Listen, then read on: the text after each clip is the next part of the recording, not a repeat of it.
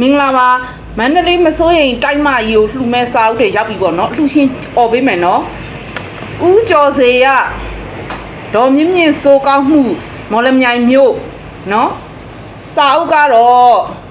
မဟာစီဆရာတော်ဖရာကြီးရဲ့ဘလို့ညွှန်ကြားခဲ့ပါသလဲဒါဒုတိယတွဲပထမတွဲ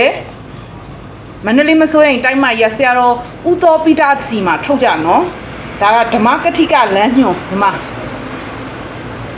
အဲ့တော့ဆရာတော်တွေရဲ့ဘွဲနာမည်ကိုမပြောတော့ဘူးเนาะဆရာတော်တွေများနေလို့ဒကမာကြီးလည်းမပြောနိုင်တော့ဘူးเนาะဓမ္မကတိကလမ်းညွှန်ဓမ္မ तू က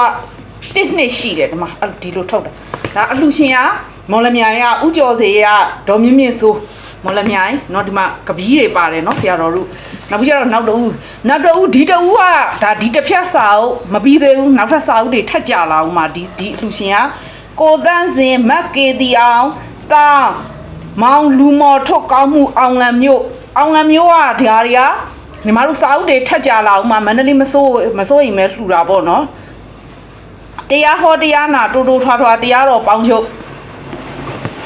ညီတော်အာနန္ဒာပါရမီဇလန်းများညီတော်အာနန္ဒာပါရမီဇလန်းများ